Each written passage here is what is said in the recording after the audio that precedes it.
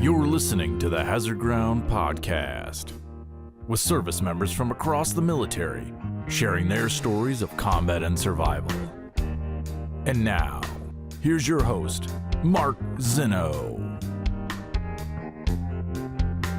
Welcome into the Hazard Ground Podcast. As always, we appreciate you joining us each and every week. Before we get to this week's guest, which will share a pivotal story that is not related to combat, but one about the VA that everybody who's a veteran needs to hear, because his work was pivotal in making sure that veterans get the medical protections that they need through the VA. We'll get to him in just a moment. First, our normal announcements. As always, please give us a follow on all the social media sites, Facebook, Twitter, and Instagram at Hazard Ground Podcast. As well, make sure that you guys are leaving us Apple reviews. Those things help us out a ton. Give us 5 stars, the thumbs up. Tell us why you love the show. We certainly appreciate it. And speaking of thumbs up, smash that like button and subscribe button on the YouTube channel as well for the Hazard Ground YouTube. Watch all the shows right there on our YouTube channel. Don't forget about our promotion with Amazon. You go to our website, hazardground.com. You click on the Amazon button at the bottom of the homepage. It'll redirect you to Amazon. You can do all of your normal Amazon shopping. We'll get a percentage of what you guys spend, and then we'll donate it back to some of the charities and organizations you've heard featured here on the show. We're about that time getting close to back to school. So if you got some back to school shopping to do on Amazon, please go to hazardground.com first. All right, this week's guest spent a total of 7 years between active duty and reserves in the Marine Corps, all prior to 9/11. He had multiple overseas assignments, including Cuba, Puerto Rico, Korea, Thailand, and Japan.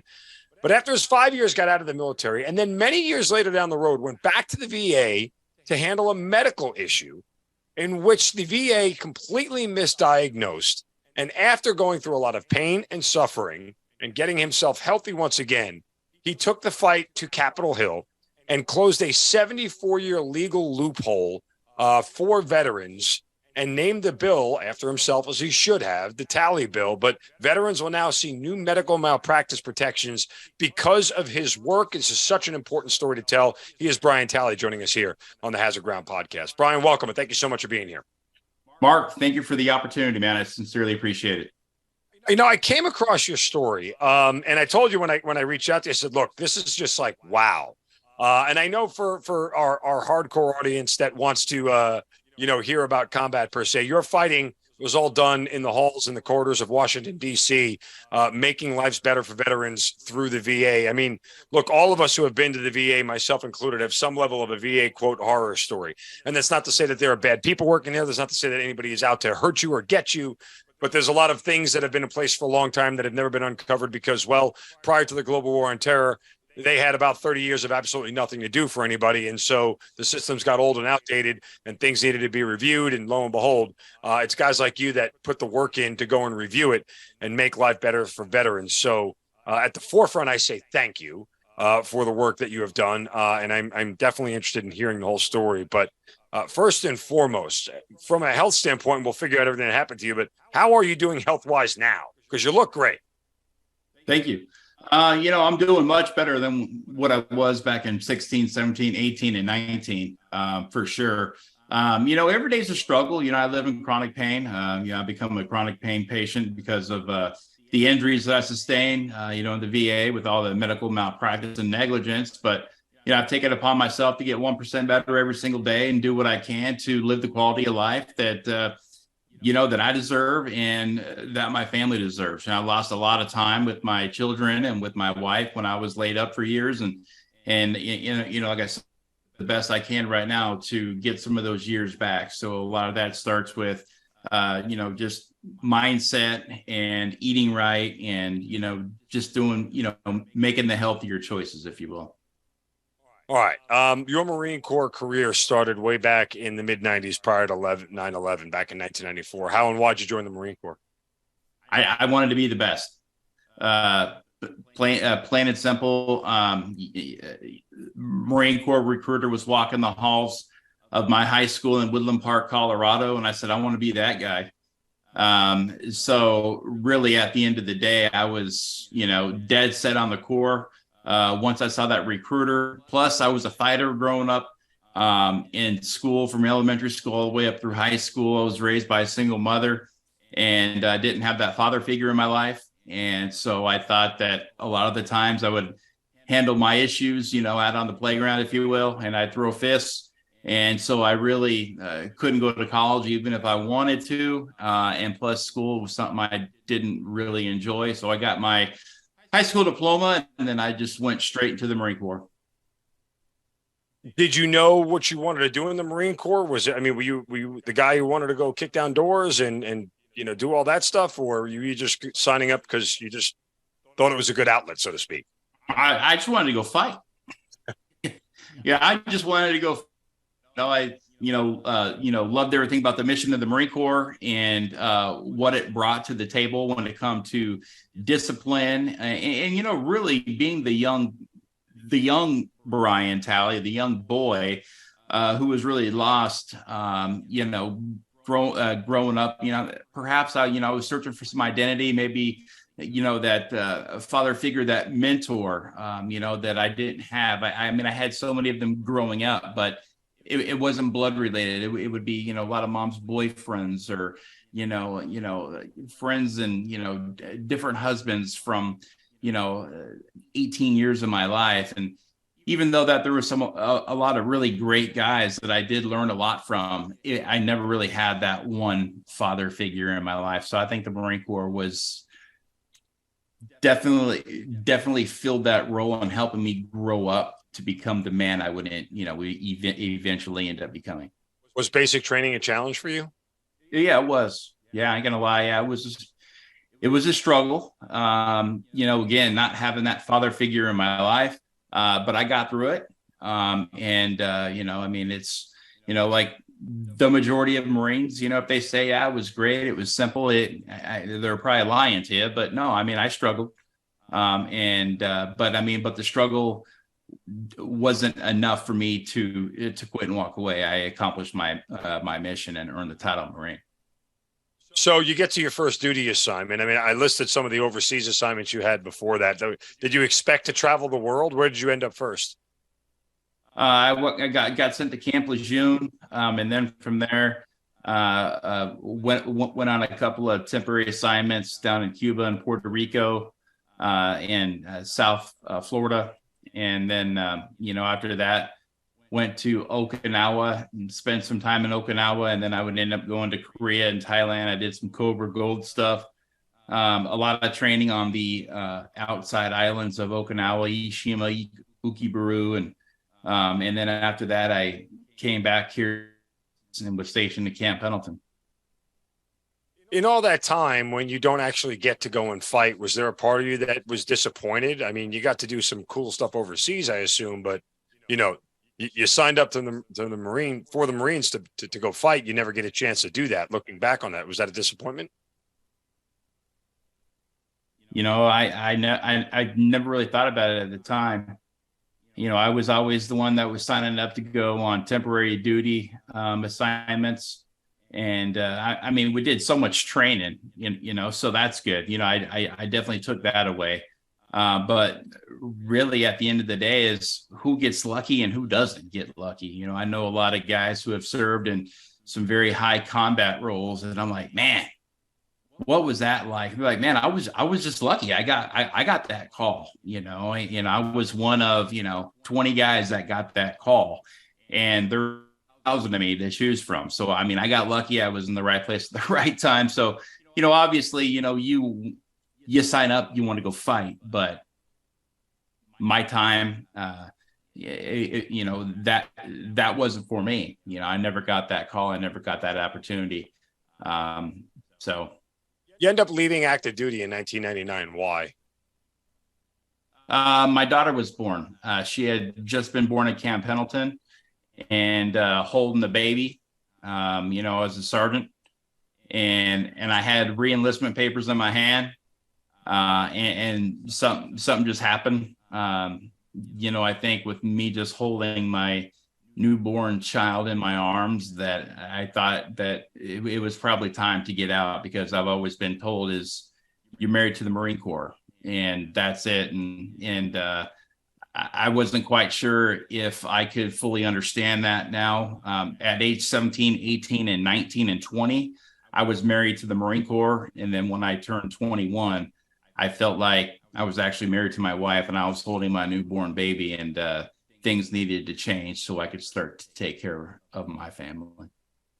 So after 5 years of active duty, you mentioned earlier you went to the reserves for a little bit, or yeah, in Denver. Yeah, I did some reserve duty at Buckley Air National Guard, but that was very it was a very short time, and it was weekend warrior stuff. And are you officially out of the military when 9/11 happens? I was. Did you want to get back in? I actually went to the recruiter. What did your wife say? No, I don't remember what she said actually, but I didn't end up going in. Do you remember what the decision point was? But you're not happy with what they were offering you at that time, or what?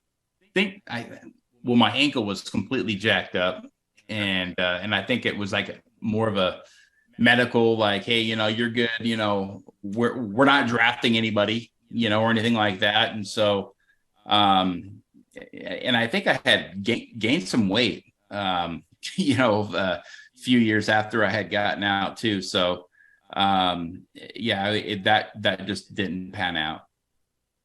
Okay, so you leave the military completely. 2 wars kick off.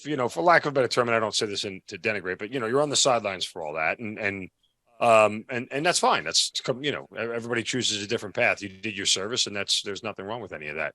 But you're living this whole life, and we fast forward now 15 years to 2016, or at least before then, I guess, is when the pain first initially showed up, correct? Mm-hmm. Yeah, January 2016. Okay. So you start getting pain where? I'm sorry? Where did the initial pain start that you went to go get checked out? So January 2016, I pretty much roll out of bed and I'm in so much pain. I would end up on my bathroom floor, just trying to find some relief from the cold tiles. I know my wife was sleeping. It was in the middle of the night, about 1:30 in the morning.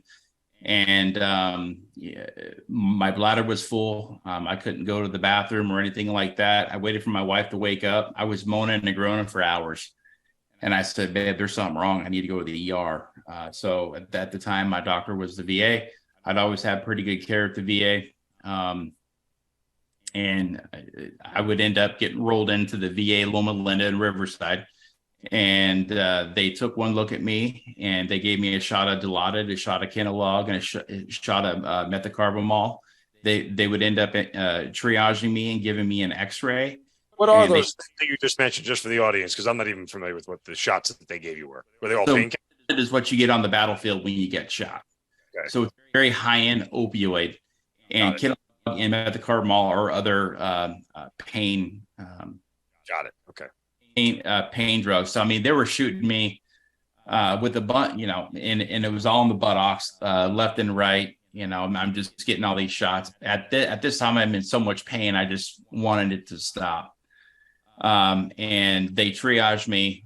They looked at the X-ray, said everything was fine, and that I had sprained my back. But I had told them that there was no trauma involved here, and there was something going on. And they would end up sending me home with a bag of pills, and I would go home. And 2 days later, we ended up right back at the VA's front doorstep there in the VA ER. And this time I would end up getting rolled in a wheelchair because I couldn't walk. The ER was so busy, and I would end up having a panic attack on the ER floor. And that's when the ER nurse came out and she gave me a shot of Dilaudid to kind of calm my nerves down because I was in so much pain. And at this time, my wife begged and pleaded with them that I see a doctor, because the first time I was there, I never saw a doctor. It was just simply, being triaged and sent away by a clinician, by, a nurse, if you will. And so, at this real quick, Bill.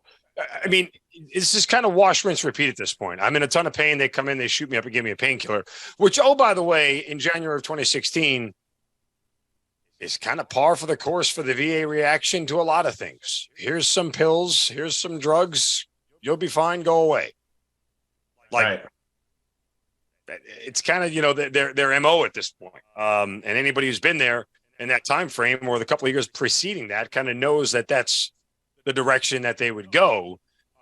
Did you have a certain level of frustration about the way you were being treated, or did you genuinely think that, like, look, they're doing everything they can?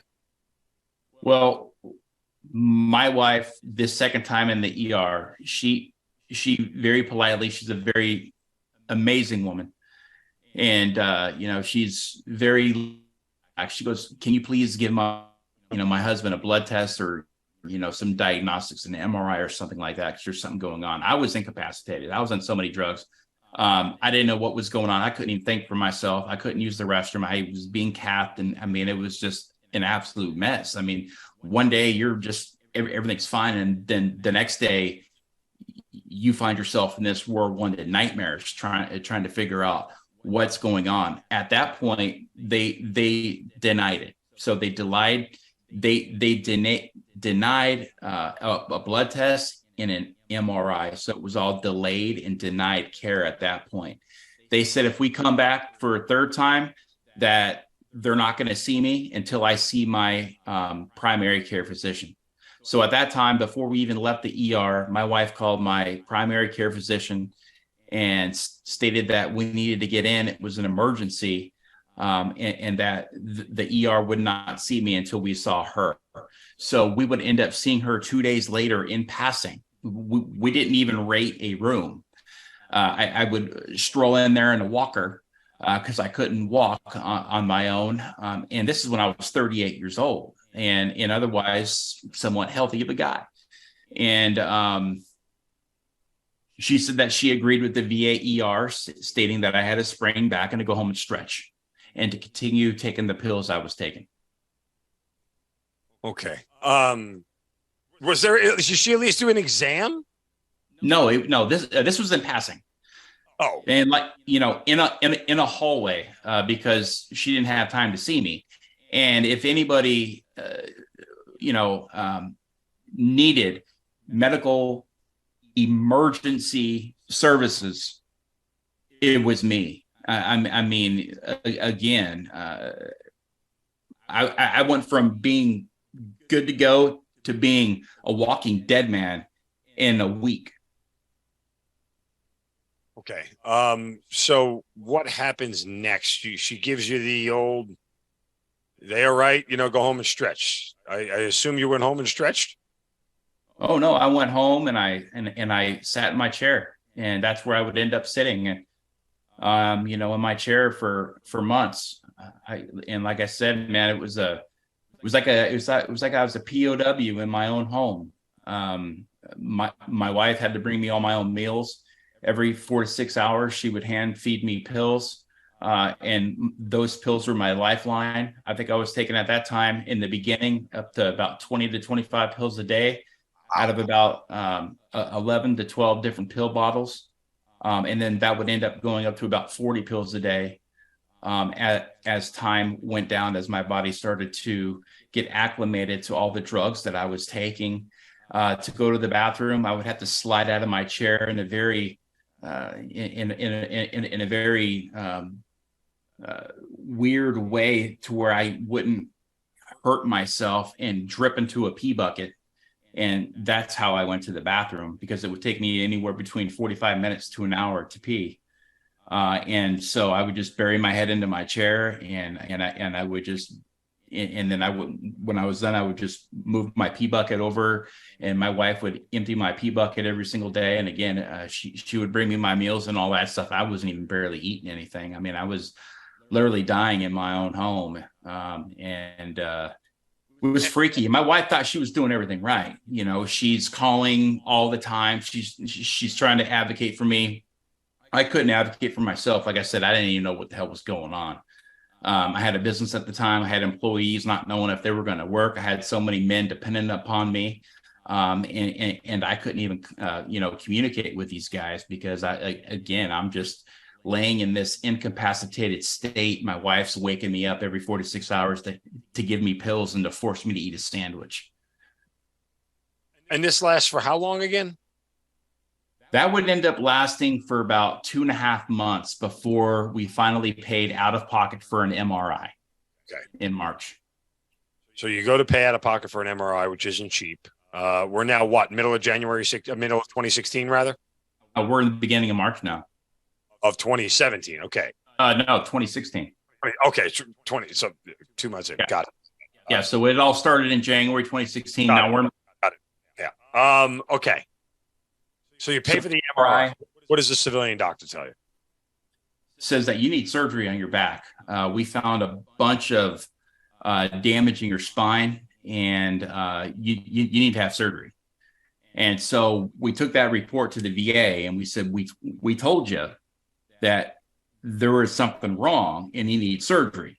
I'm sure that went over like a fart in church in the VA, huh? Yeah, that was like March 10, 11. I mean, don't quote me on these dates. I'm just It's fine. It's fine. We get it. It's been 2 months. I mean, so how did they react when you said, "I told you so"? They said that the soonest they can get me in was December 12th, 2016. So did your primary care physician ever pick up the phone and call you and say, "My bad"? No. At that time, when I showed her, or when my wife showed her the copy of the MRI, is when she put in a consult for me to go see the surgeon at the main VA. So she didn't even call my wife back. She left a message. My wife left a message for the primary care. The primary care put in a consult for me to go see neurosurgery and the VA surgeon at the VA Loma Linda. Did the civilian doctor at that point in time give you any, other than needing surgery, obviously, which is a major thing, but did they give you any other inclination to the level of what was actually going on inside your body? No. Did they not know? Could they not have known at that point? No. They didn't see anything of what we were about to find out. Gotcha. Okay. All right. So you get they knew is that there was a problem going on in there, and it needed attention. Got it. So you get the referral to go through the neuro guy. What happens next? They said, well, you got to wait, or we can choice you out and we can see if if we can get it done sooner. So my wife said, yes, we need to choice him out. And at that time, President Trump had signed something into law that gave veterans choice enrollment to go out. If it was more of a 30-day wait, that veteran could request to be choiced out into the community care. And that's exactly what happened. So the VA, and it's not my pick. When that happens, it's not something that the veteran picks. It's something that the VA selects because they have a group of network providers that are involved. So the VA picked somebody in my area and stated that would be my surgeon. So I went and saw that surgeon for the first time at the very end of March. And 1 month later, I would end up having surgery on April 30th of 2016. So it would be a 4-month period. A 4-month period where I lived in that chair where I was dying every day. I was dying a little bit. I was dying a slow, painful death. And just to validate for the audience, Brian's not exaggerating when he says he was dying. Like literally, he had something that would have killed him had he not had it addressed sooner rather than later. So that's not hyperbole or exaggeration. That's medical fact. You were dying. So you have the surgery. Does the pain subside after the surgery? No. I would end up having this surgery. Clarification. What was the actual surgery they performed? So they performed a laminectomy and a discectomy on my spine. So they removed discs in your spine. Right. And, they went through my belly, they went through my back. And as I lay open on the operating table, the civilian doctor thought he was doing what the MRI said. Oh, he needs to have a couple of disc replacements. He's got this going on. We need to take this bone out. We got to do all that stuff. But when he opened me up, he stopped the surgery immediately, called in infectious disease because he said that my spine was oozing with inflammation, and my spine had been the surgeon stated that, and I quote, that my spine looked like it had been moth-eaten, and that we needed to get an infectious disease in there so they could find out what was going on inside my spine. Wow. So you wake up from the surgery to this news, right? Is that essentially what happens? Well, I had a lot of anxiety going into the surgery. And, you know, because at this point, you know, 4 months in, I hadn't worked. We were beginning to lose things. You know, my vehicle, mortgage was starting to stack up, and I had so much anxiety just thinking of other stuff that I wanted to get the surgery and get back to work is what I wanted. I wanted to just feel better, to be me again. So when I woke up, my wife told the doctor, do not tell him that he's got this crazy infection and that he almost died and should have died within 2 weeks. And now he thinks, you know, that he may have bone cancer and all this other stuff. So I wake up and they began to test me everything for everything under the sun. So my wife said, yeah, everything went great. You're good to go. And, you know, I got a catheter stuck to me. I've got a couple of drains, you know, stuck with me, tubes coming out of it. It was just kind of a wild thing to wake up to, but they were kind of tricking me for a little while until they needed to talk to me about some very, very serious stuff that was going on inside my spine. Okay. So when does that conversation happen? About 2 days later, once everything came back and stated that there was no cancers found, but there was a bone-eating staph infection that was found that was aggressively eating my spine, internal organs, disc, bone, nerves, you name it.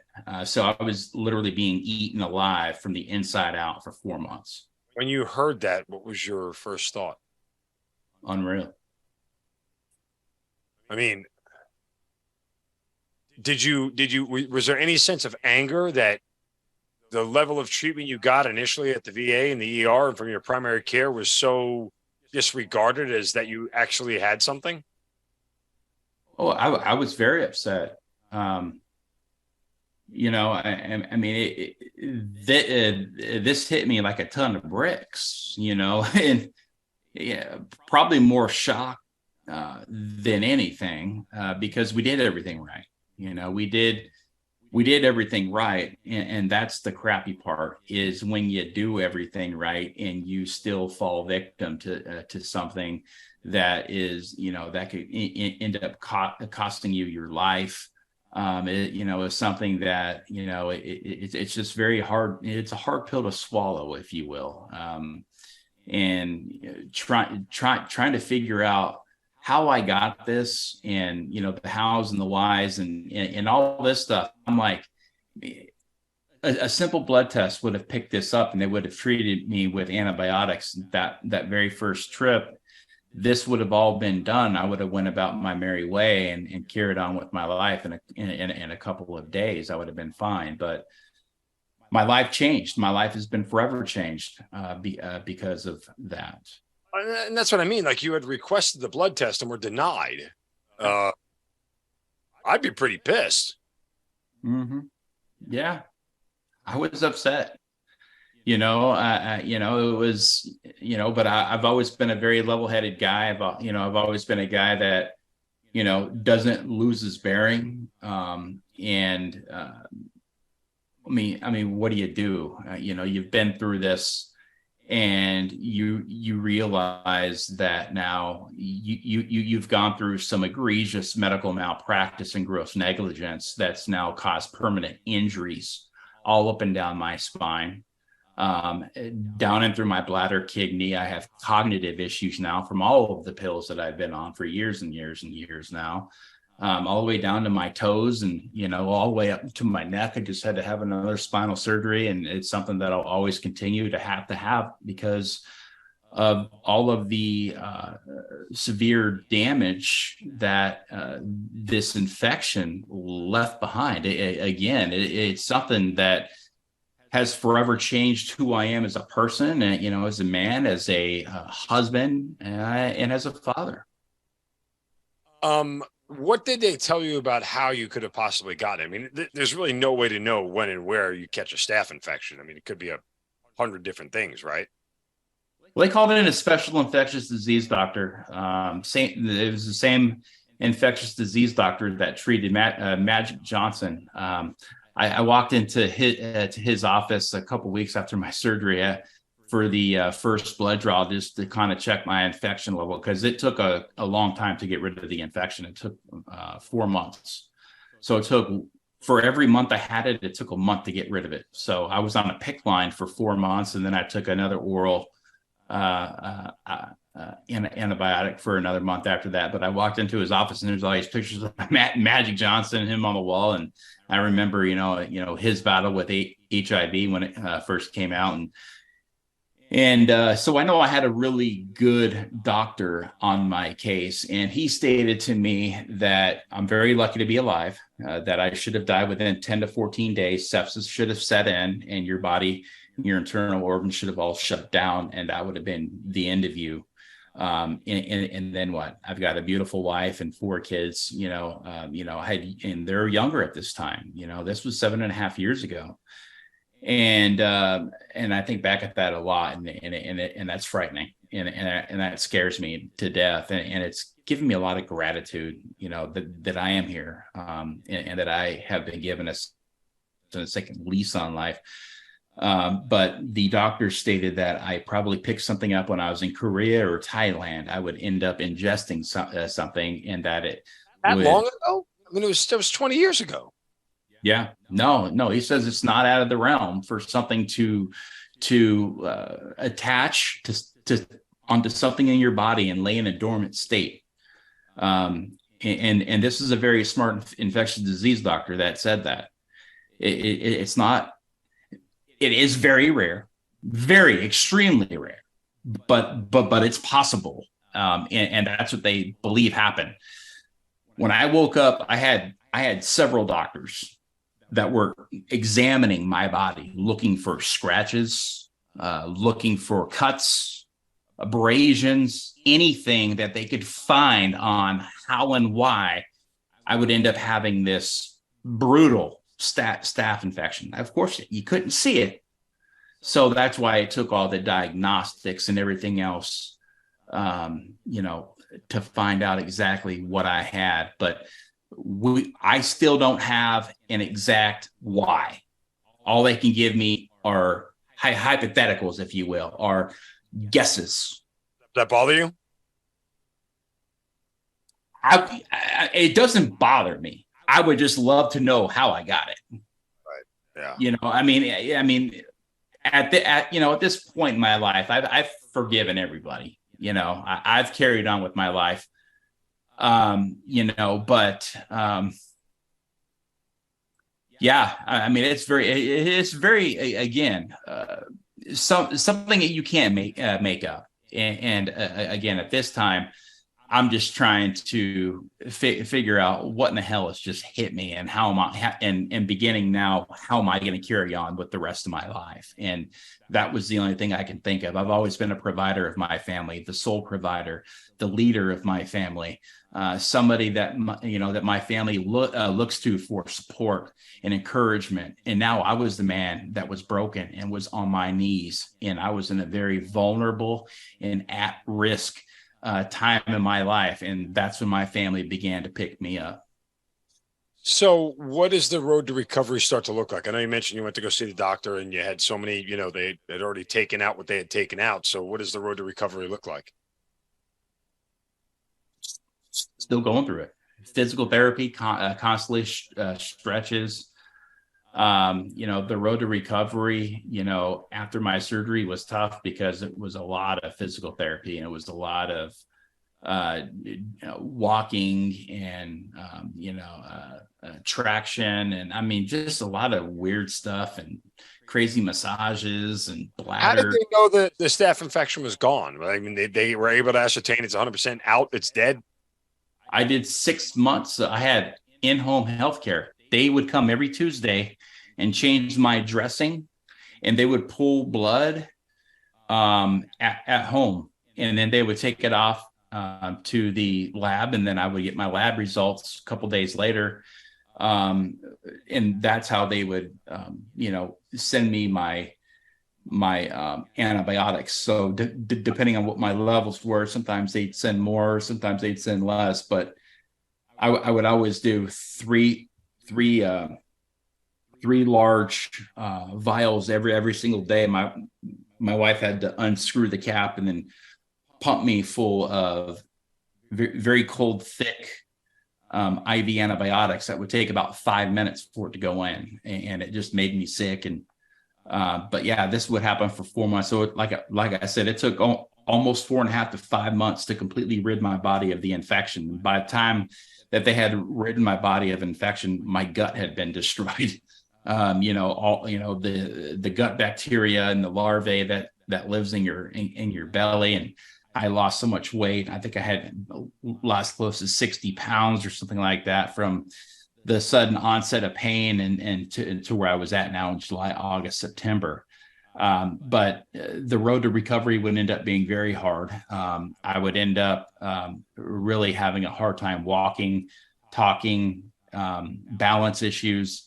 And at this time, my body began to show other signs and symptoms of other issues that were going on. Like what? Other parts of my spine were beginning to have the damage from the effects of my surgery. My T-spine and my C-spine. How many surgeries have you had? 3 total. Well, I've probably had a dozen procedures, but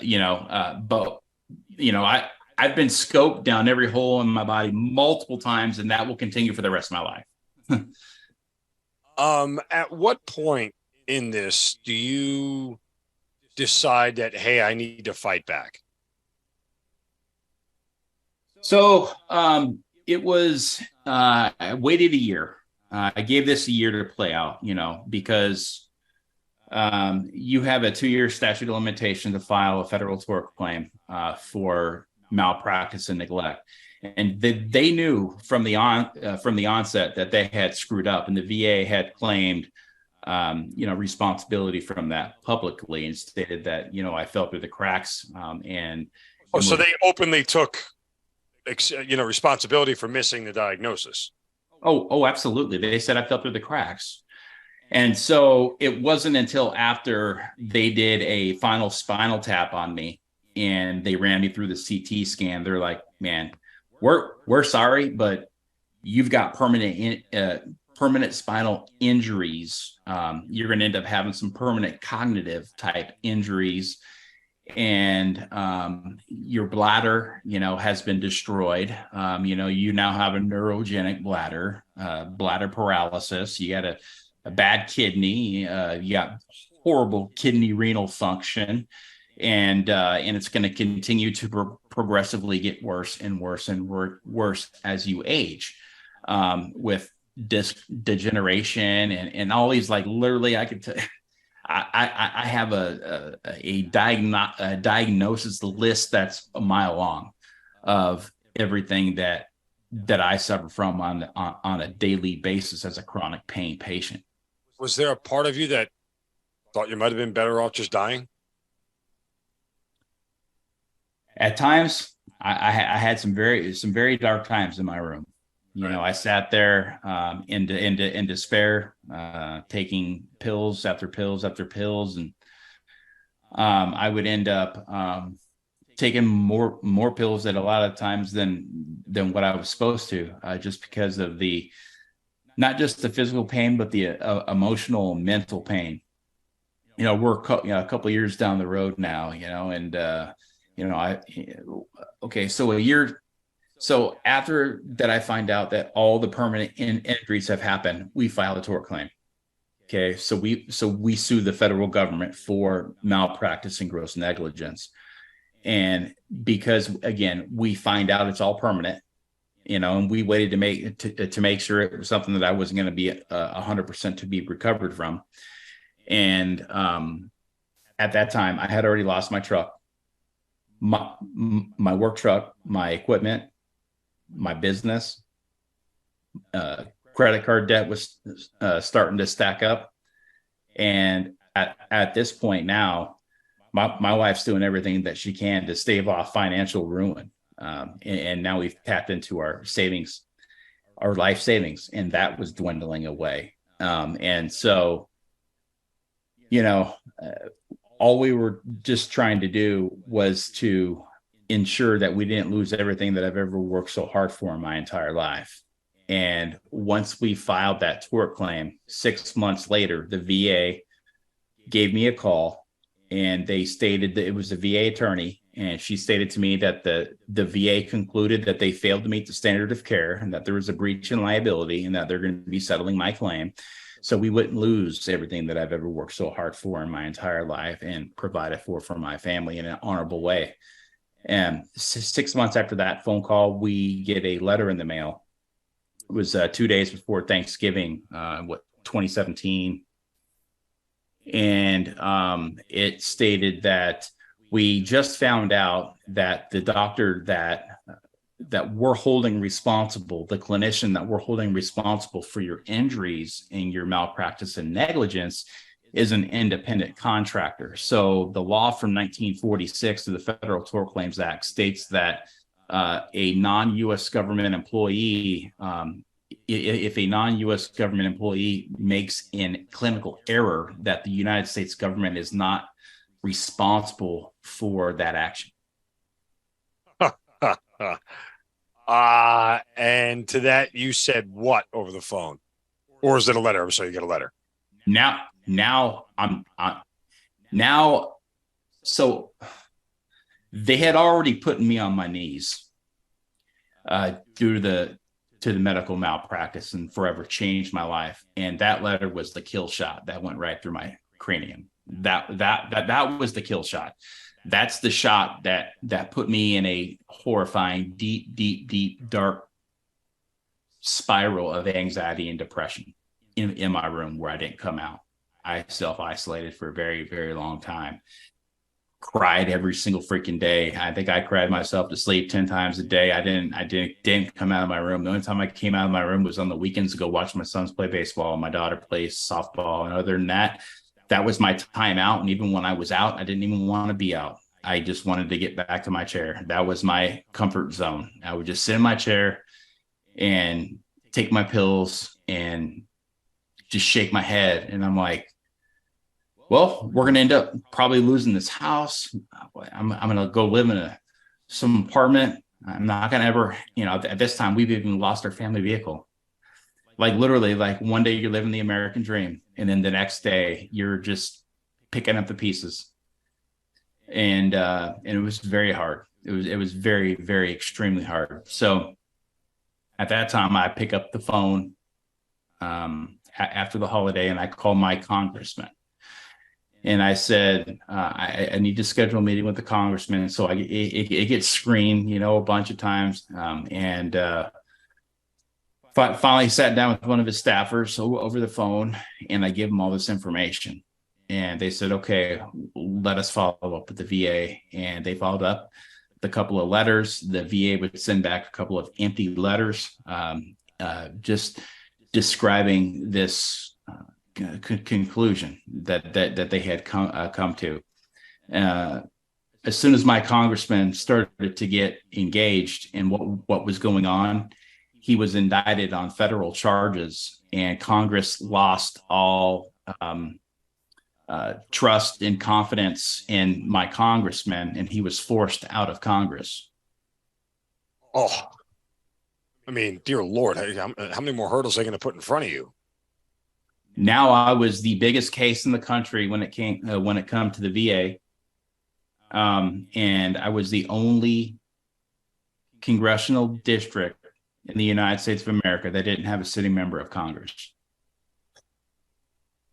So what do? I go back to my room, start taking pills, and I just wore out my chair. And finally, after all this agony and defeat and just living a nightmare, I got up one day when I was walking in my bathroom I picked up a bunch of pills. I took them all. I leaned over my bathtub. I filled that sucker up with tears and put it all in the guy's hands and said, I'm about to take on the federal government. I don't have a congressman. No problem. I'm going to become my own member of Congress. I'm going to do the job that the Congress has failed to do, and to draft my own bill then and hand deliver it to DC myself. Okay. Do you know how to draft a bill for Congress? No, Okay. but I learned. Picked up a book. I recruited my own online legislative team. And from that day forward, that would be my new obsession. Every second, every minute, every hour of every single day was something that I called the tally bill. And I would put pen to paper and I wrote everything that went wrong in my case. So I wrote down the problem and then I would write a solution. I would draft the problem and I would draft the solution. I would write the problem and draft the solution. And I kept doing that until I finally had everything in bill form. Then I would take it to a government teacher who taught high school government, and we put it into bill form. Then I sent it out to all these members of Congress via email, and I didn't get one email back. So I went to my wife and I said, I know we don't have any money, but that credit card right there that we got a little bit of money on is going to get me a flight to DC. And I took a red eye, could barely even walk. And of course, I'm at this point in my life, I've gained so much weight. And again, just living this horrible life of anxiety and depression, filled my pockets up with pain pills and anxiety meds. And I would walk those halls of Congress going door to door, urging lawmakers to change an outdated law that has destroyed the lives of veterans and their families for generations. And the more I kept digging, the scarier and downright frightening this whole scenario became, because of the people don't usually make it from these. They end up dying through the actual malpractice themselves, or they end up just taking their own lives because of the anguish again and the stress that the VA and that the bureaucratic system will put the veterans through and their families through. I know if I would have been dead, from this, there's no way my wife could have fought in this. There's just too much involved here. There's too many players. There's too much criminal activity that took place. There was a lot of government type cover up that took place, and really would end up setting up this ball game, if you will, on perhaps what I've been training for my entire life, and that's to use every life skill that I've ever had put in front of me, and I would have to pull every single tool that I had in my tool bag out to begin this fight, to begin lobbying, to become an advocate. I mean, I'm not an advocate, I'm not a lobbyist, but I learned. And I would show up there, like I said, and I would speak very clearly and very confidently. And I had a consistent message, and it was simple, and it was to overturn that law. And let me tell you why it's so important. The VA has been watering down malpractice numbers for generations, because if they could bring in independent contractors, nobody knows who they are. They wear VA badges, VA doctor's coats, they have VA laptops, they see VA patients, they have keys to the building, they use the printers, the faxers, the copy paper machine. If that's you, if that's me, we're labeled as employees. But they call themselves independent contractors. They're employees until they get in trouble. And then once they get in trouble, they're independent contractors. And again, you don't know who the independent contractors are because they look the same. They look just like an employee does. So nobody knows the classifications of all these, employees versus the independent contractor clause. But in my case, what the VA did, it was it became so criminal because they cherry picked the fall guy. There was 11 or 12 clinicians failed to meet the standard of care, but one was an independent contractor. They put her in the number one position. So I couldn't, so the VA, so they denied everything else based on a technicality and an employment status. Again, that was written in 1946. But what they did, even crazier, is that they held on to this information. Once they sent that letter to me and stated that we're no longer responsible, an independent contractor is the one to blame, you need to sue her in state court. Well, when I got that letter, my California state statute of limitations had already expired by 2 days. So they effectively, now at this point, denied my right to due process in federal court and denied my right to due process in state court. And the VA protected their independent contract doctor from getting any bad paper on her. And we couldn't even go to the National Practitioners Data Bank because the time had already ran on that. And when you're doing a federal tort claim in a situation like mine, where it's so hard to find an attorney, it's so hard to have anybody answer the phone. And then you got to tell them the same story over and over and over and over again. You tell them it's VA malpractice and they don't want to touch it because it's such a mess. They know they're going to lose, though. I mean, they as you've just alluded to, the government can bury you in paperwork. They can bury you in deadlines and delays and everything else. It's a machine, and it's a self-preserving, self-sustaining machine that puts itself in front of everything else. And I don't say that as a disgruntled American. I just say it as a matter of fact that that's the way government runs. When you're sitting here in front of all this, and again, how many more roadblocks can they throw in front of you? How many times did you want to quit? Oh, man. When I got engaged in this, it was something that I was going to see all the way through because I promised myself, but I had a lot of really bad days. And I leaned on one guy, John Steelman. It was somebody that I ended up serving with my whole entire time in the Marine Corps. And he's the one that kept me grounded. I would go off on him every single day, and then I'd be done with it, because I would always keep my composure out in the public eye and stuff like that. But don't get me wrong, the level of frustration and the level of fear that I had, was unlike anything I could have ever imagined. Especially once we started to peel this onion back, and once that started to happen, I said there is absolutely no way that I can continue living my life knowing what I know now, and not do something about it. It's my duty as an American. I mean, it's just so, I'm just trying to process this all. That's the problem. I mean, it's so much to undertake. Was there somebody else along the way, somebody within Congress who saw this and decided to help you run with it? Or was this really just you alone? Like, somebody's got to help carry the ball with you, don't they?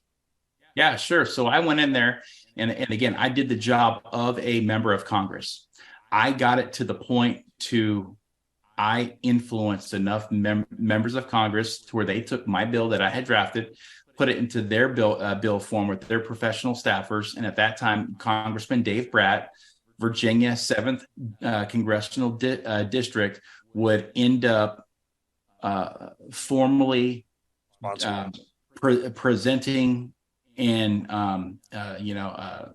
my bill to Congress that would be HR 7105. And that was the start. That was the beginning of the tally bill in Congress, and it finally getting, out there for people to see and for the VA to know that, hey, I think this guy's trying to change this law, and and they didn't want that, for sure, because this has been a big cash cow for the VA, and it's been something that's been very effective for them for a very long time. This whole independent contract clause and running the time and the clocks on injured veterans that have been, again, injured due to no fault of their own. You look at livelihoods. My livelihood was stripped away from me due to no fault of my own, and it hurt. Now I was getting ready to volunteer every single second of my life that I had. And the problem that I had with it is because, look, I had spent a very long time in my life being neglected, and I was neglecting myself. And you know, at time the emotional and the mental pain was so much that I almost had a couple of heart attacks because of how hard I pushed this bill in Congress. I would have anxiety and panic attacks. I would have to end up in the ERs several times because this became my number one goal in life, and it became my number one obsession. I wanted to move on with my life, but I couldn't move on with my life, Mark, knowing that this law was still out there. I needed closure, and the only closure that I was going to get is to see this bill signed into law to put an end to the very law that ruined my life. So is when the congressman from Virginia takes it, is that the first crack of light at the end of the tunnel for you? That was the first crack, and that right there is what put me on the map, if you will. What does it open? It opened that a member of Congress and 7 other people or 6 other people that signed on to that bill saw a problem in the VA, and they wanted to help fix it.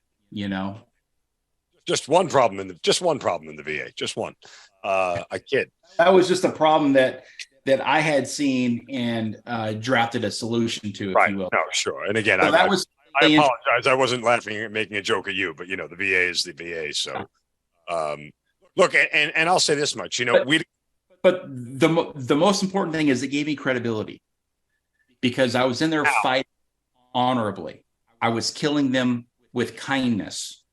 I was going to both chambers, Senate and the House, Democrats, Republicans alike, liberals, progressives. It didn't matter. The veteran community is comprised of 20.2 million American veterans, and I was going to go in there and I was going to represent all 20.2 million American veterans in an honorable way, the same way I serve, you know, with the hallmarks of a Marine: honor, courage, and commitment. And nobody knew what my political affiliation was because I didn't tell them. I didn't think it was important. What was important was closing this legal loophole that would essentially give every single veteran in this country the right to due process and a clear path of legal recourse once they've been injured or killed due to no fault of their own. All right, so you get this crack of light here, and the ball starts moving forward. I'm curious as to when this bill starts to get presented. I mean, obviously, for those who don't know how government works, you know, there's people who can object to a bill and state their reasons why and get on the floor of Congress and pound the podium and tell everybody this is this and this is that, and I believe this and I believe that, and they could speak for hours on end. Did you start to see other Congress members resist the tally bill? No. Okay. That must have been at least. The only people that stood in the way were the VA. Well, that I get. Like, you know, for them, it's self-preservation, right? They have a vested interest in protecting this, you know, your whole bill from not happening. I just was curious if anybody else, you know, on the floor of Congress, and you know, said, yeah, you know what, this guy's not right. He's not. You know, this is the way for a reason, and you know, this is a thing that works for us. But nobody said that. They would have committed career suicide and would have been labeled a criminal at that point if they were going to do that, because of the clear of exactly what happened and how the dates and all this stuff had formulated to come into fruition. When you cherry pick a clinician based on an employment status, you know that they're going to have clear immunity. And you put her in the number one position. So now nobody else below her gets to get sued federally. And then you send, and then you state by a matter of fact and conclude that we did screw up. We're going to settle your claim. So what they do at that time, they relaxed us. Okay, we're not going to lose everything. We just have to be patient. And then at the 1 year mark, boom, they drop the bombshell. Threw us all under the bus and left me and my family holding the bag. And again, that was the kill shot that put me in motion to make this change.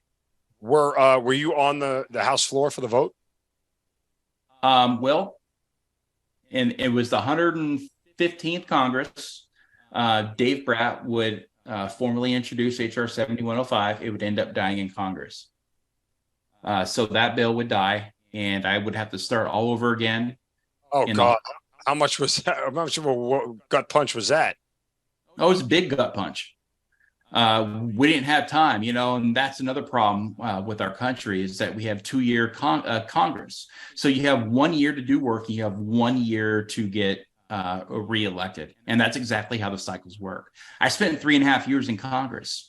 I have over 11,000 hours of advocacy. I've seen stuff in DC that most people can't even fathom or will never see in 5 or 6 different lifetimes. I've been in rooms on the 7th and 8th floor of the VA, meeting with secretaries and VA secretaries and the former chief of staff of President Trump, Mark Meadows. I mean, I've seen it. I know how DC works, and I became very good at what I did very quickly because I needed to, because I was tired, Mark. I was very tired. I needed to see this bill through because, again, I could not begin to heal myself mentally, emotionally, and physically until this bill was passed, because it was not only my life goal, but it was my obsession that I needed. I was going to say, did your wife ever say to you, hey, Brian, this is consuming you? Like, this is, yeah. But she also knew how important it was because she was a victim of it too. Yes. Well, obviously. So was my family. It's not like it was just, me. My whole family felt the effect of this, and all the emails I started to get, all the messages on Facebook and all these different social media platforms saying the same thing happened to me. The same thing happened to me. Oh my God, I can't believe that. We're behind you, Tally, and we're going to rally behind you. And then that's when the whole rally around Tally movement began, and the media would end up getting involved, and then my story would break nationally. Okay, so take me through those events. I would end up going to DC 5 different times. And when the whole rally around Tally thing started, people were donating funds to me. I didn't have any suits, ties, or anything like that. So people would say, "Hey, man, here's $200. Go get you, a suit jacket and a tie or whatever." I was a guy that wore boots and blue jeans, dipped Copenhagen, and drank beer after work. You know what I mean? And I operated equipment and built. How American of you!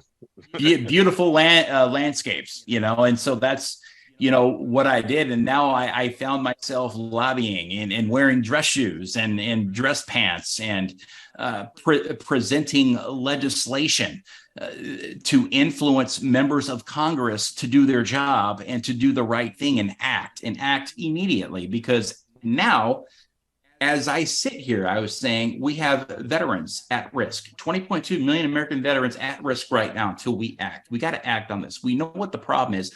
I have hand delivered you a solution. You don't even need to do the work. It's done. It's done. So when I went back in the 116th Congress, I already had assets built from the 115th Congress. So I would go back to a lot of those same members of Congress, and I would go back to those same assets I built with professional staffers, and all the way down to the greeter who would greet you when you walk them through those doors, because they're just as important, because they know everything. They see everything. And so I had intel. I know who wanted to sign on the bill, and I started to gain more traction and more momentum as the story picked up more steam. I would do TV. It was in all the military publications, and then before you knew it, immediately thereafter, the 116th Congress started. Congressman Mark Meadows gave me a call and said, "We're going to take your bill and we're going to run with it." And that's when HR 3813 was formally introduced in Congress, the Brian Talley VA Employment Transparency Act. And then at that time, I needed to go to the Democrat side.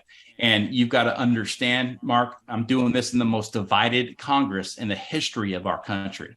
So how was I going to get a Democrat and a Republican alike to come together, to sit at the same table, and to mutually agree that this is a problem in the United States of America, and a problem in the VA, and a problem for all these veterans out there? And so I went and I found a Democrat, Congressman Mike Levin. I brought Levin and I brought Meadows to the same table. And they said, nah, we're not going to sign on to this. So I couldn't find a Democrat. Why couldn't I find a Democrat? Because Mark Meadows was considered to be a firecracker in Congress. We had every Republican signing on to that bill, but I couldn't get a Democrat to sign on to that bill. It wasn't because they didn't like the legislation. They didn't like Meadows. So I had to go to Levin and say, look, if you introduce your own bill and I got Meadows to sign on to it, would you allow that to happen? And they said yes. So petty MFers, man, dear Lord. So Congressman Mike Levin and his staff would come to the table with HR 4526, my third bill. So HR 4526 would be introduced in the 116th Congress. And then I went back to Meadows and I said, Meadows, can you sign on to the Democrat bill? The Democrat version of the tally bill. And he agreed. So now I was having Republicans come over and Democrats, and everything was great. Can you share just a little bit more of that conversation? Was he resistant to it at all? Was he disgusted by it? Was he angry that you had to flip it? I mean, what was some of his emotions? Well, a lot of this stuff was being done by staffers. Okay. And no, there was a lot of pissed off people, if you will, because they were playing political football now with one of the most important veteran bills that had been introduced in quite some time, because it wasn't life. Lives are at risk here. And it's just not lives, but it was the criminal intent that was going on at the highest levels of the Department of Veterans Affairs. And when most veterans talk about this, they get labeled as being crazy or whatever. And that's where I think I had a lot of really great success, because I'm a family guy. I didn't go out and party. I worked hard and I come home and I provide for my beautiful family. And that's all I did. And so I had a great public community reputation. I was a guy that I was the life of the party. I was an outgoing guy. I was the guy that always had a smile on his face. I was, so they couldn't label me as crazy when I had a lot of very great friends in very high places writing letters on my behalf and recommendations and all this other stuff. And then I had my brother get involved, who's a big time Series 7, Series 8 financial advisor and planner and stock guy who's very, very well versed when it comes to a lot of law. And he's a 10-year veteran, combat veteran of the U.S. Air Force. He was a crew chief on C-17s, and he's a bright guy. And, and he was picking things out. And, so once we got HR 4526 to the table, then I brought it to the Senate. Again, if it wasn't for me doing the work, this bill wouldn't have gone anywhere. It wouldn't have gotten anywhere because they didn't really want to change it. And so at this point now, everything's flowing, everything's looking good. I get a letter in February of 2020 that was like February 1st to 2020 saying, congratulations, your bill has been selected for committee, and you are hereby requested to appear in March 24th, whatever, 2020, to testify in front of committee, in front of Congress and the VA committee. 2 weeks later, COVID hits. Boom, brick wall. Oh my God. I can't believe the number of hurdles that keep getting in your way. I had so many outs. And you know what? If I would have quit, people would have been like, you gave it your best. Yeah. So it wasn't like you quit. It was like you had to walk away. But again, my mind was so laser focused. It wouldn't let me quit. Yeah. I didn't have this quit in me out. Now I was getting angrier and angrier, but for the first time in my life since January of 2016, I had found purpose again. And I was beginning to reinvent myself, and I was beginning to recreate myself. And I was beginning to figure out who I would become in this second chapter of my life, because I wasn't going to be the contractor I was anymore. Right. I had lost all passion for the landscaping and everything I used to love doing. And now my passion was influencing members of Congress and their staff into doing the right thing to take care of 20.2 million American veterans. My new purpose in life was veteran policy and how I was going to see the tally bill all the way across the finish line. So when you testify in front of Congress. I'm sorry? You end up testifying in front of Congress. I got canceled because of COVID. Right. So that never happened, though? Yeah, it would end up happening.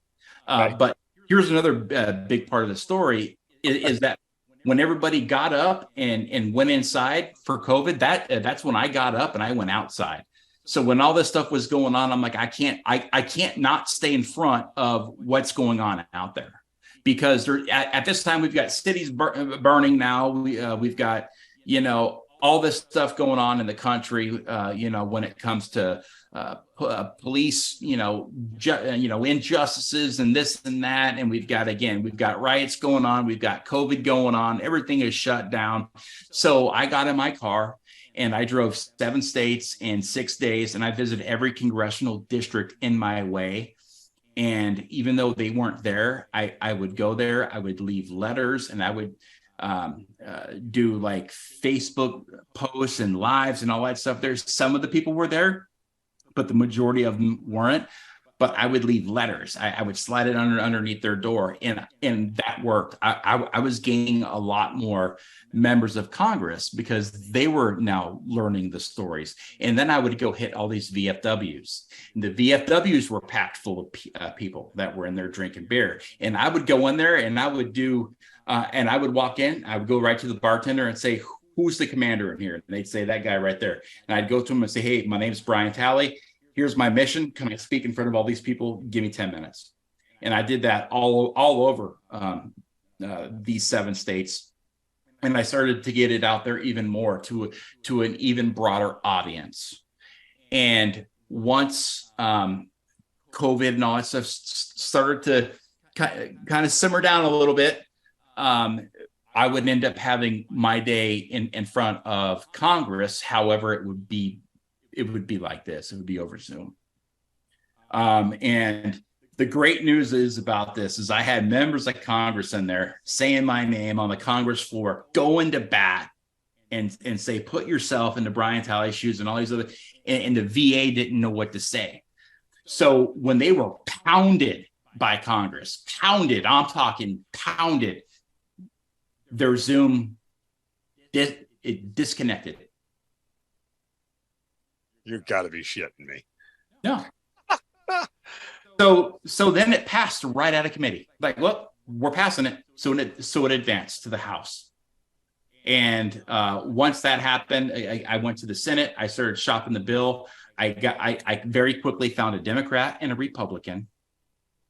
It was Blumenthal and Tillis. And I said, look, let's make this bicameral. And I did. And now we're running out of time in the 116th Congress. We're getting into, I want to say it was early November. Yeah. They finally came together. And now there's another bill introduced, bill number 4. Senate Bill 4883 was introduced. And now we had bicameral, bipartisan support legislation. Yeah, in both chambers. It passed the House. It passed the Senate.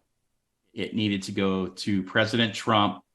So I would end up getting this bill to the president's desk in the most divided and insanely dysfunctional Congress, again, in the history of our country. And the bill would sit on his desk for 9 days until he signed it on the 10th day. Folks, if a bill is passed in both chambers, it goes to the president's desk. If he doesn't sign it, Within 10 days, that bill dies in Congress. So on the 10th day, President Trump signed it, and that was January 5th of 2021. So I was one day away for that thing being dead and gone in Congress. And then we all know what happened on January 6th. So again, it's funny that my story ends like that, because it could have been another major roadblock. But you start to say, okay, something that happened that, my story is so unprecedented that there's like 5 things in my story that have never happened before in this country. Like the infection that I had, less than 0.00001% of a chance that you're going to get that and then survive it and then live with it for 4 months and then not have a member of Congress. How many people in this country don't have a member of Congress? Well, in California, that was a Republican seat. And so Gavin Newsom didn't want to hold a special election. Again, everything that could have went wrong. Yeah. Everything.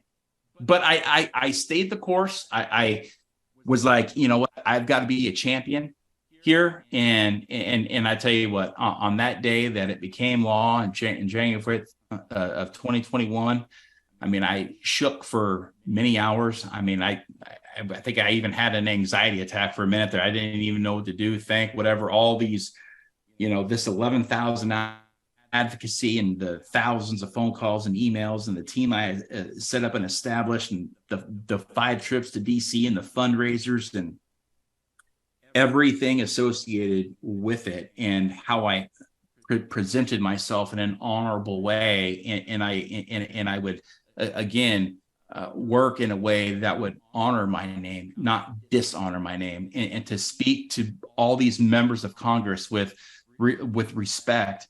And still get my point across, being in a very, articulate type manner without losing your bearing. The problem is with so many veterans these days, they get so angry at the VA when something bad happens. They can't get through their care provider. And then when they finally do, they go off on the lady that's just trying to answer the phone. And the problem is that once that you do that in Congress, they turn you off. So once I had a seat at the table, I never gave up my seat until my mission was complete. And I damn sure earned my seat at the table, because I've done more in Congress than the majority of members in Congress that are in there right now serving, and the ones that have served. Every single one of these bills behind me right now, those are all bills that I worked very, very hard on, drafted my own time, blood, sweat, tears, and dime, to ensure that this 74-year VA legal loophole would be closed. And it's changed my life forever. I think about it every single day. My life now revolves around veterans. It revolves around helping veterans. I have hundreds of messages that pour in from throughout the country on a daily basis, hundreds on a monthly basis, dozens on a daily basis, from all walks of life, from Gold Star moms and dads to aunts, nieces, nephews, wives, girlfriends, or the veteran themselves, on what's going on and the problems they're facing and what kind of, and I'm like, guys, I'm not a 501c3. I'm not a this or that. I'm just a guy that went through a lot of issues with the VA. But anytime you Google something that has anything to do with the VA, I pop up. I've become like the champion for VA reform and policy, and that's fine. I think I owe it to them to say, okay, maybe they're at the end of their rope. And I never had a Brian Talley when I needed a Brian Talley the most.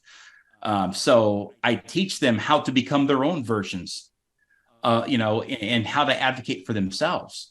And I have a lot of good educational tools now that I can share with them, because I know it works. I kind of created a blueprint on how to effectively engage in a positive manner to get things done in Congress, even when the impossible seems so impossible that it's so far-fetched that it can never happen. It did. Was the juice worth the squeeze, so to speak? Does getting this bill passed make all the physical pain and emotional suffering you went through, does it make it worth it? I tell people this all the time. When you're happy, it's a lot easier to manage pain. When you're sad, the pain will compound like interest. But me, I'm down to 12 pills a day. I'm living the American dream again. But it does take me a little while to get up and get going in the morning. You know, I do suffer again from a lot of pain, but I'm happy. I've been getting 1% better every single day, you know, since about 2020. Right. And you know, I've changed my diet. I changed my life. I'm focused on other things now, other than just passing a bill constantly every second of every minute of every hour of every single day. I'm able to live again. I have that mental closure. But this job came with it came without a paycheck, and yeah. That's the thing. People say, how did you remain so engaged and not receiving any compensation or a paycheck for all the hard work you're doing? You know, the way it works in the United States of America and pretty much in the world is when you work, you're rewarded at the end of a week with a paycheck. But my rewards came in bill introductions. My rewards came when the media did a story. My rewards came when somebody would call me and say, thank you for the hard work that you're putting in for the veteran community. We really need this to be changed. So when this happens again, it doesn't ruin another family. So that was my paycheck. You said earlier that you've forgiven everybody. I guess two-part question. One, how'd you get there? And two, if the bill doesn't pass, would you still forgive everybody? Oh, I forgave everybody long before I even drafted the bill. Interesting. I said, you know what? Accidents look okay. So on the doctor's side, malpractice and negligence is going to happen whether you're in a VA hospital or a civilian hospital. People are human, and humans make mistakes. There's a lot of mistakes that took place that day, and a lot of errors that took place over the course of 4 months that nearly cost me my life, but did cost me so much of my life. Again, my livelihood, my business, my family car, a rental home, my life savings, and my physical health, my mental health, emotional. I mean, I lost so much, but I'm like, okay, that's an accident. Okay. There's so more on your side of the ledger than theirs that when it comes to loss here. Yeah. Yeah. And I'm like, well, I can't just sit and harp on this. So I'm like, okay, I'm gonna move on, and I'm gonna try to figure it out here. And again, it was a lot of figuring out. And, you know, again, when you're up against, you know, do you live or do you or do you check out? You know, I always chose that live box, but that checkout box had been swiped a few times. But I just had to continue to always stay in the fight and uncheck it and get back over on this side here on my X where I needed to be. When it comes to the legal malpractice side, have I completely forgiven the people that have railroaded me?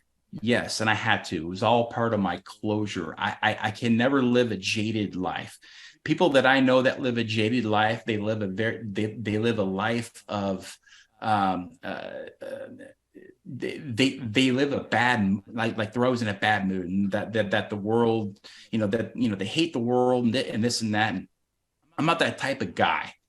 I could very easily carry a lot of anger, but why? When I don't need to, I accomplish what I set out to do. Those guys on the 7th floor of the VA Office of General Counsel now will forever see my last name inked into federal law. And so at the end of the day, I won, and I don't need to be angry. I don't need to carry anything with me, no ill will or anything, because I could sleep at night. And perhaps maybe those men can't, because of the so many families of good men and women that have been destroyed by these legal loopholes, again, that you don't really even know exist until you're in that web. And once you get into that web, you can't get out of it. And that web will swallow you up. And very rarely do you ever come out of that web. And very rarely do you ever come out of that web with a solution to end it. Wow. Wow. I can't speak for everybody listening to this and watching this show, but if you're a veteran and you're hearing this and you've been to the VA, I mean, this is just the comprehension of how big this thing got is beyond the scope of my tiny little brain. And I can't believe that you fought as long and as hard as you did. There's so many other, for lack of a better word to phrase it, there are so many better people at this who would have quit. There are so many more professional people at that whole thing that would have quit. And it's a testament to, your fortitude and to your belief in yourself and your family and dedication to this whole thing that is much bigger than I could ever accomplish and a lot of other people could ever accomplish. And look, we're a better, stronger force because of your efforts.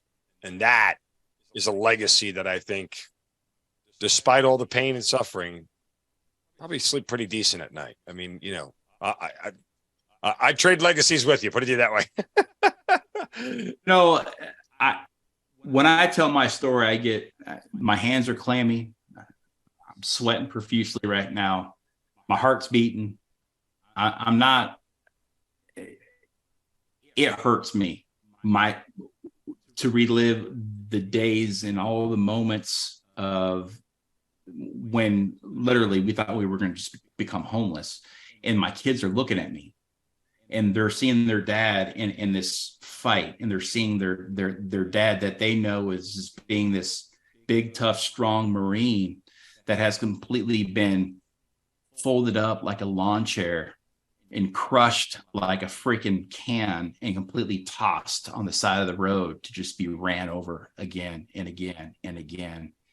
And once I looked at myself in the mirror and I saw how far gone that I had been, and the amount of pills and the amount of mental anguish that I had been through, I promised myself to say, you know what, I need to set an example for my kids, because they're watching me. They're watching everything that I do. If I quit, I'm going to raise a bunch of quitters. If I stay in this fight, remain positively engaged, and just keep moving, and just keep chopping wood, and just keep swimming slow as fast, the wheels of justice move very, very slow. But if you just stay in the fight and always, always, always inspire yourself and keep encouraging yourself that one day all your work and the blood, sweat, tears, and the commitment and the strength through determination that you put into something will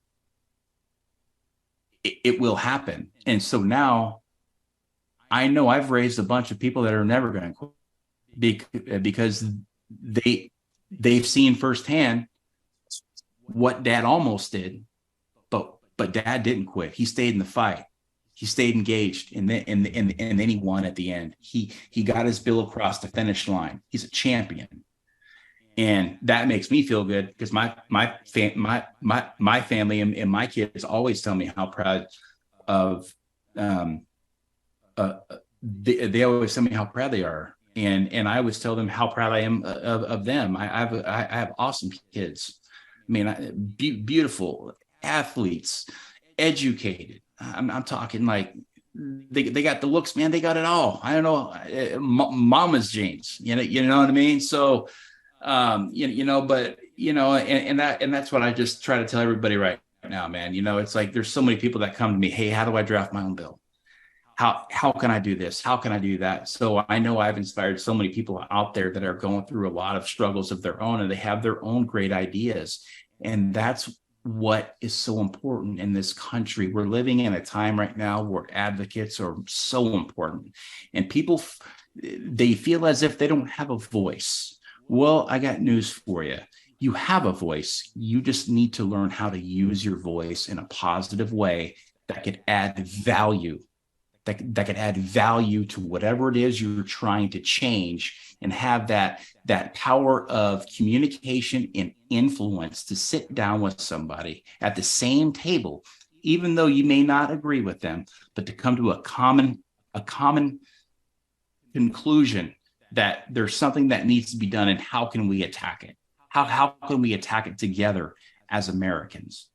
And not to be afraid and not to be scared, and remove yourself from that chair. Take yourself out of that comfort zone, put yourself into that game. I remember you said, hey, I was on the sidelines. Yeah, until I wasn't, until I put myself into the game. And now I'm in the game. I'm in the game all the time. I'm no longer in this on the sidelines of anything. I've put myself in the game, and I'm never coming out. I'm that guy that's playing every single ball game, 162 games in the MLB, and then I'll play all 17 in the NFL. And you put me in the NHL, play another 82 game, whatever. I'm on the field. And I'm never coming off that field again. They're going to have to drag me off, because that's where I belong now. I belong in the veteran advocacy world, because I have got to give every veteran out there a voice. And that is my job moving forward. And that will be my legacy moving forward. And that's what God has wanted me to do. And we're all called in life. And I was called to serve. And I sincerely believe that. And I answered that call to service. And my reward has come true. And that reward is that we closed the loophole, and no other veteran is ever going to fall victim to that. And my reward is having the strength and the courage and the stamina to write a book. I didn't choose this job. It chose me. There's so much more about my story that's in that book. It's a very quick read, lots of pictures. The pictures tell the story, because when you talk about it, you're like, no way. It's not even, it doesn't even sound real. Right. And like, I'm like, how did this happen? Like you sometimes you just can't put words to it, but I was able to write a book. Again, that took a lot of energy, because when I got done with that, I didn't have anything left in the tank. I did not have anything left in the tank, but I'm getting 1% better every single day, man. And that's what I always do. And that's what I credit to, is, my faith, my family, and of course my country. Well, look, number one, I'll say thank you, because the efforts are just so monumental. So, for me, thank you. But on behalf of, veterans and everybody who listens to and watches this show, thank you. And yeah, we always build a kind of show of tales of combat and survival. Well, this is a tale of combat and survival for you in multiple ways. And I'm glad that you were able to sit down and tell it with us. Real quick, before we wrap up, not only do you have the book, but you have the podcast every week, Tuesdays with Tally. All right. That's the name of it, correct? Today with Tally. Today with Tally. Okay. So they can get it anywhere they get podcasts and everything else. Yeah. It was pretty much 1 year ago Thursday here coming up. So like 363 days ago, I was just out on a walk, and God put this podcast in my heart, because again, I get so many veterans that reach out to me, and it's like, hey, you're going to start a podcast, and it's going to be called Tuesdays with Tally at the time. And then I became obsessed with it, and I finally named it Today with Tally, because I do a lot of them. I've done 188 episodes in 363 days, and I've had a lot of really great guests. And the whole mission behind my podcast is to add real life value to the lives of everyday people. And with all the messages that veterans were sending me, I was like, how can I communicate with a large group of people without having to say the same thing over and over and over again? So I've done a lot of podcasts on how to effectively advocate, how to, positively fight, and how to stay in the fight, how to stay engaged,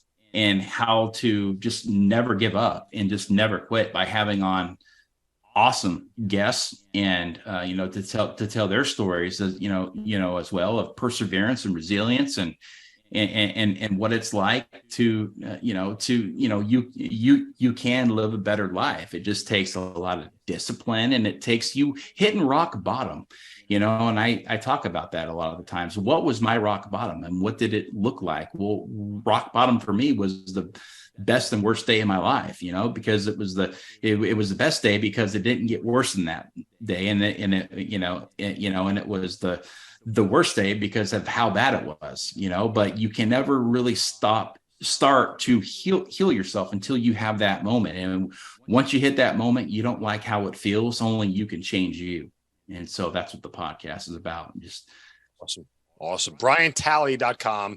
Brian Tally is where you can go to get more information on the podcast, on the book. Ask Brian to come speak to you, whatever it may be. Again, BrianTally.com. Well, look, I am so glad you spent some time with us today. So thank you so much for doing so and sharing your story. Name of the book, again, I didn't choose this job. This job chose me. You can get anywhere you get books as well. I mean, just wow. I mean, it's like I told you when I first wrote it, I'm just wow. Like I don't, this is beyond the scope. So thank you so much for sharing your story, Brian. Continued success in all your endeavors and your veterans advocacy. But to you and your family, thank you. And hopefully while you're in the middle of the fight and you're not on the sidelines anymore, you still got some time for the wife and the kids and some family time for you because you deserve it. You absolutely. I live every day with a ton of gratitude, and I'm with my family 24/7, 365 and a quarter. And yes, we've been making up a lot of lost time, and and it's great, and the kids learned a lot. I learned a lot. Just one day at a time, man. Just one day at a time. Life is fragile. It's great to have you here. And we always say, Brian Tally, thank you for being part of the Hazard Ground. Thank you, sir. I really appreciate you having me. You've been listening to the Hazard Ground podcast, hosted by Mark Zinno. If you have an interesting story to tell and you'd like to be on the show, send us an email at producer@hazardground.com. And if you like the show, don't forget to subscribe, rate, and review on Apple Podcasts.